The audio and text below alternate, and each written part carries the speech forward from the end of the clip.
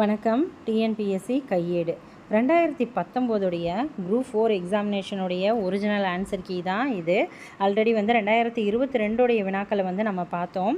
நம்ம சேனலுடைய Telegram and WhatsApp link டிஸ்கிரிப்ஷனில் கொடுக்குறேன்.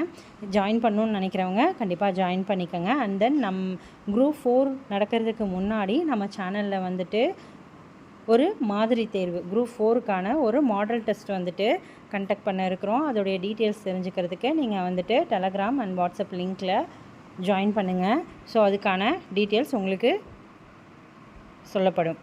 இப்போ நம்ம முதலாவது கேள்வி பார்க்கலாம். 8 தொகை நூல்களுள் முதலாவது வைத்து எண்ணப்படும் நூல் எது? முதல் நூல் எதுன்னு பார்த்தோன்னா நற்றிணை. நற்றிணை நல்ல குறுந்தொகை, ஐங்குறுநூறு, ஒத்த பதிற்றுப்பத்து, ஓங்கு பரிபாடல், கற்றறிந்தோர் ஏற்றும் கலியோடு, இத்திறந்த 8 தொகை அப்படின்னு சொல்லி இந்த 8 தொகை நூல்களுக்கும் சங்க இலக்கியங்களில் வழங்கப்படும் பெயர்கள் இதுதான். அதில் முதலாவது வைத்து கூறப்படும் நூல் எதுன்னு பார்த்தோன்னா நற்றிணை.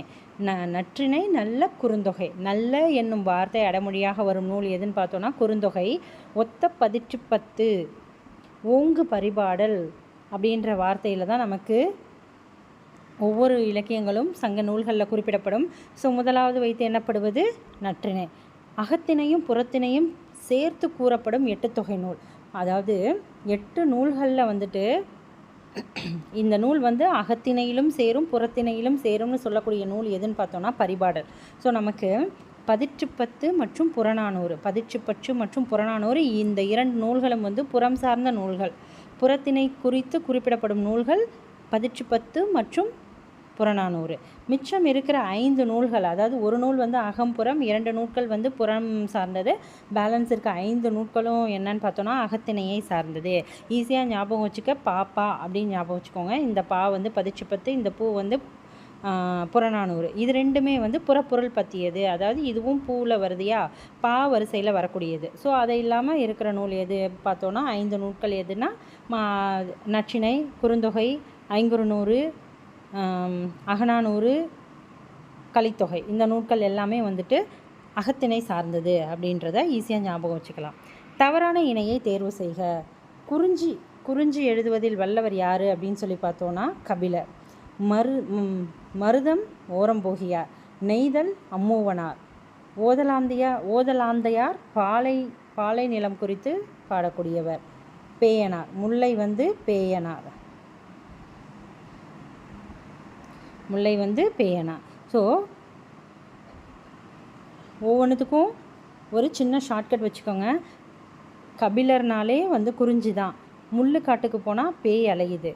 பாலையில் ஆந்தையெல்லாம் இருக்குது. மருதாணி போட்டால் ஓரமாக போ, அம்மா தான் நெய் கொடுப்பாங்க. மருதாணி போட்டால் ஓரமாக போ, அம்மா தான் நெய் கொடுப்பாங்க.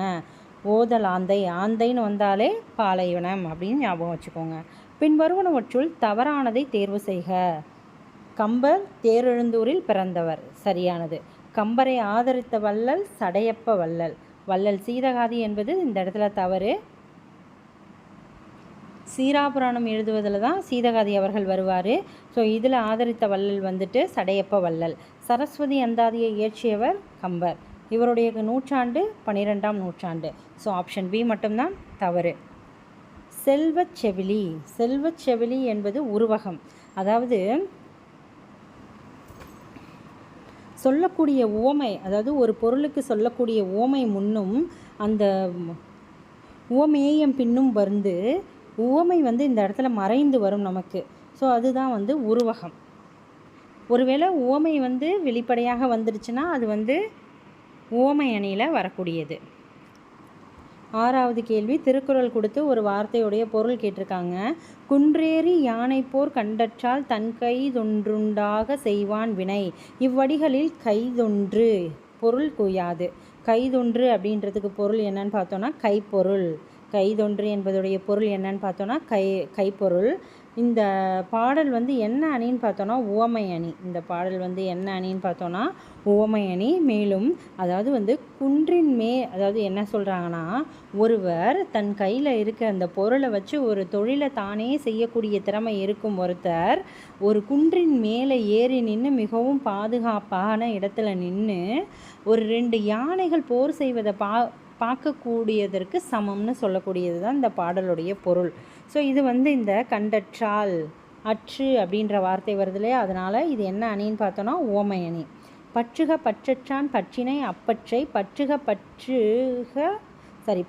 பற்று விடற்கு எதுகை வகையை கண்டுபிடிக்கவும்.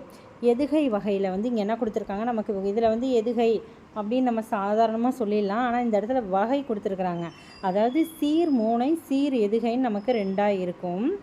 என்னென்னு பார்த்தோன்னா இணை, பொழிவு, கூழை, ஒருவு, மேற்கதுவாய், கீழ்கதுவாய், முற்று அப்படின்னு சொல்லி நமக்கு மொத்தம் 7 வகைப்படும். அந்த 7 வகையில் இது வந்து எந்த வகைன்னு கேட்டிருக்காங்க. அதாவது பற்றுக எதுகையில் வருது இற்று, பற்றுல வர இரு இரு இரு அப்படின்ற வார்த்தை வந்து முதல் வார்த்தை, 2ஆம் வார்த்தை, 3ஆம் வார்த்தை 3 வார்த்தைகள்லேயும் ஒன்று வருது. அதாவது 1 2 3 அப்படின்ற வார்த்தையில் வரதுனால இது வந்து கூழை எதுகை. அதாவது நமக்கு இணை அப்படின்னா 1 2, பொழிவு அப்படின்னா 1 3, ஒருவு அப்படின்னா 1 4, அடுத்து கூழை அப்படின்னா 1 2 3, மேற்கதுவாய் அப்படின்னு சொன்னால் 1 3 4, கீழ்கதுவாய் அப்படின்னா 1 2 4, முற்று அப்படின்னா 1 2 3 4. ஸோ இணை, பொழிவு, ஒருவு, கூழை, மேற்கதுவாய், கீழ்கதுவாய். ஸோ இதில் 6 கொடுத்துருக்க 1 2 3 4 அப்படின்றது முற்று அப்படின்னு வரக்கூடியது. ஸோ அதில் வந்து பற்றுக பற்றற்றான் பற்றினை இந்த 3 வார்த்தையும் 1 2 3 என்ற அடிப்படையில் வந்திருக்கு. இது வந்து கூழை எதுகை என்பது தான் சரியானது. ஆப்ஷன் பாம்பே. அழகொண்ட எல்லாம் அழப்போம் இழப்பினும் இந்த அடியில் அமைந்துள்ள எதுகை தேர்க. இதில் என்ன ரொம்ப முக்கியமாக பார்க்கணும், எல்லோரும் என்ன பார்த்துருவாங்கன்னா முதல் கேள்வி இப்படி வந்திருக்கிறதா பார்த்துட்டு அதுவும் எதுகை தான், ஆனால் வந்து பாவும் இற்றும் ஒரே மாதிரி வரதுனால அடுத்த கேள்வியை பார்த்துட்டு தவறாக எழுதிடக்கூடாது. என்னென்னு பார்த்தோன்னா எல்லோரும் என்ன போட்டுருவாங்கன்னா 1 3 சரியாக இருக்குது, அப்போ பொழிவு எதுகை அப்படின்னு போட்டுருவாங்க. ஆனால் தவறு, இவங்க என்ன கேட்டிருக்காங்க மோனைன்னு கேட்டிருந்தாங்கன்னா பொழிவு மோனை அப்படின்னு வரணும். இங்கே எதுகை கேட்டதுனால அழகொண்ட அழப்போம் இழப்பினும் அப்போது எதுகையில் நம்ம எதை பார்க்கணும், ரன்ற வார்த்தை தான். 1 3 4 1 3 4 எது வரும், மேற்கதுவாயில் வரக்கூடியது. ஸோ இது வந்து மேற்கதுவாய் எதுகை அப்படின்றது தான் சரியானது. ஆப்ஷன் பாம்பே. நல்லா தெளிவாக பார்த்துக்கோங்க, ஒன்றுக்கொன்று இந்த மாதிரி தான் தவறுகள் நடக்கும், அதெல்லாம் நம்ம அவாய்ட் பண்ணிக்கணும். தன்வினை வாக்கியத்தை தேர்க. அப்பூதி அடிகள் நான்மறை கற்கவில்லை. அப்பூதி அடிகள் நான்மறை கற்றார். ஸோ இதில் தன்வினை வாக்கியம் எதுனா நான்மறை கற்றார் அப்படின்றது தான் வந்துட்டு தன்வினை வாக்கியம். கற்கவில்லை எதிர்மறை வாக்கியம், கற்றாரா வினா வாக்கியம், நான்மறை கற்பித்தார் பிறவினை வாக்கியமாக வரும். ஸோ அதனால் இதெல்லாம் தவறு, இதுதான் இதற்கு சரியான விடை. இலக்கண குறிப்பு தருக. கங்கையும் சிந்துவும் வெளிப்பட்டு வந்ததுன்னா அது எண்ணுமை தொகை. என்னும் வினை வந்து அந்த வார்த்தை வந்து வெளிப்பட்டு வந்ததுன்னா அது எண்ணுமை என்பது தான் சரியானது. சால தவ முதலிய உரிச்சொற்கள் பின் வல்லினம் மிகுமா மிகாதா. சால தவ என்ற உரிச்சொற் பின்னாடி நமக்கு வல்லின எழுத்து மிகும். தாழ்பூந்துரை என்னும் சொல்லுக்கு இலக்கண குறிப்பு வினைத்தொகை. தாழ்பூந்துரை, தாழும் பூந்துரை, தாழ்ந்த பூந்துரை, தாழ்கின்ற பூந்துரை அப்படின்னு 3 வினைகள்லையும் நமக்கு வரக்கூடியது தான் வந்துட்டு வினைத்தொகை. ஸோ தாழ்பூந்துரை, தாழ்பூகின்ற துறை அப்படின்ற மாதிரி 3 வகையிலும் வரக்கூடியது. பின்வரும் தொடரில் உள்ள நிகழ்கால வினைமுற்றை தேர்க. நிகழ்கால வினைமுற்று. ஸோ பழுக்கின்றது என்பது தான் நிகழ்காலத்திலையும் வருது, அதுதான் வந்துட்டு நமக்கு நிகழ்கால வினைமுற்று. பழுத்த பழம் அப்படின்னா வந்துட்டு பெயரச்சம். பழுக்கும் பழம் வினை தொகையில் வரக்கூடியதாக வரும். பழங்கள் பழுத்தன, ஸோ இது வராது. பழுக்கின்றது அதுதான் வந்து நிகழ்கால வினைமுற்று. படி என்னும் வேறு சொல்லில் இருந்து வினை எச்சத்தை உருவாக்குக. வினை எச்சம்னா படித்தனா பெயரச்சம், பாடுதல்னா தொழில் பெயர், படித்தல்னாலும் தொழில் பெயரில் வரக்கூடியது. கல் என்னும் வேறு சொல்லின் பதம் அறிக. கல் என்னும் வேறு சொல்லின் பதம், அதாவது கல் எந்த சொல்லேருந்து வருது அப்படின்னு சொல்லி பார்த்தோன்னா கற்றல் என்ற சொல்லுடைய வேறு சொல் தான் கல் அப்படின்றது. இயல்பானது வேறு சொல் அறிக. இயல்பானது என்பதன் வேறு சொல் இயல்பு. ஏ என்ற ஓரெழுத்து ஒரு மொழியின் பொருள். ஏ என்றால் அம்பு. இது நல்லா ஞாபகம் வச்சுக்கோங்க. அம்பு எய் அப்படின்னு ஷார்ட்கட் மாதிரி ஞாபகம் வச்சுக்கோங்க. ஈஸியாக இருக்கும், ரொம்ப நாளைக்கு மறக்காது. குழலியும் பாடத் தெரியும். இந்த தொடரில் உள்ள பிழையை நீக்கி சரியான தொடரை தேர்க. குழலிக்கு பாடத் தெரியும் தான் வரணும், குழலியும் பாடத் தெரியும் வராது.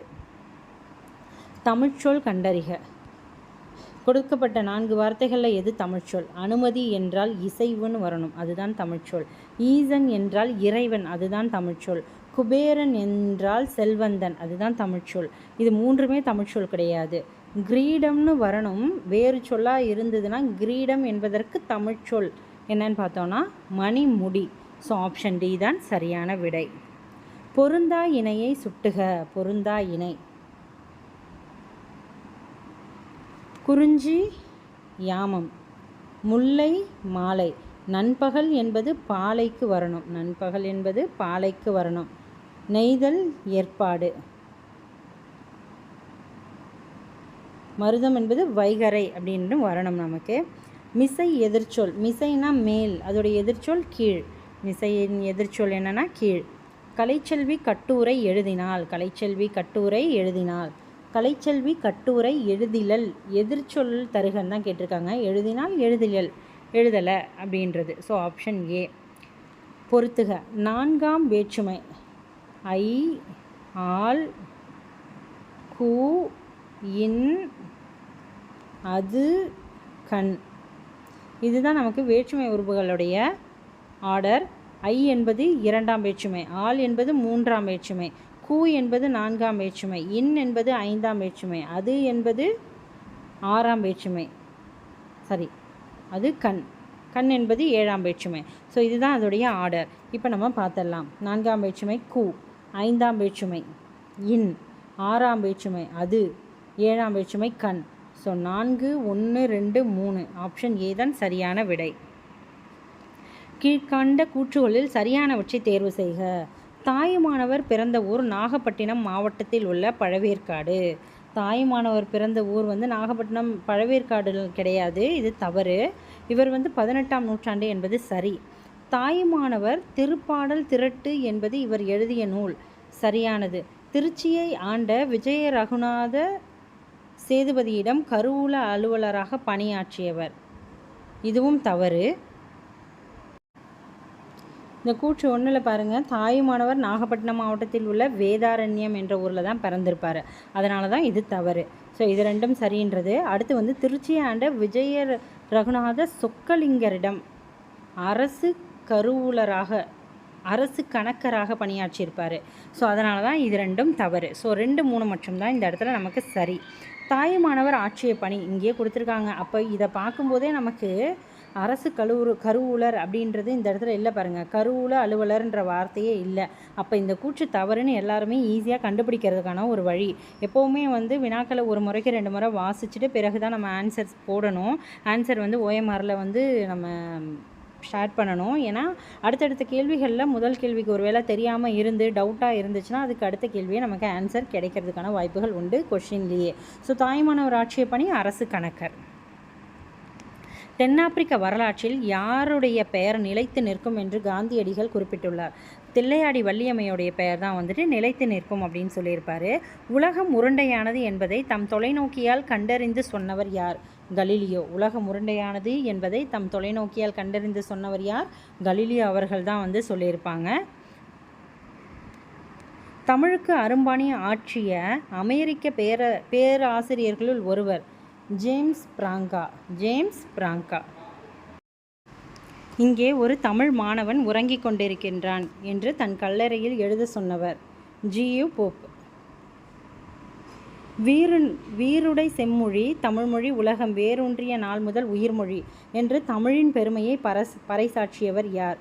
பாவலேறு பெருஞ்சித்திரனார். துரைமாணிக்கம் என்பது இவரின் இயற்பெயர். பெருஞ்சித்திரனாருடைய இயற்பெயர் தான்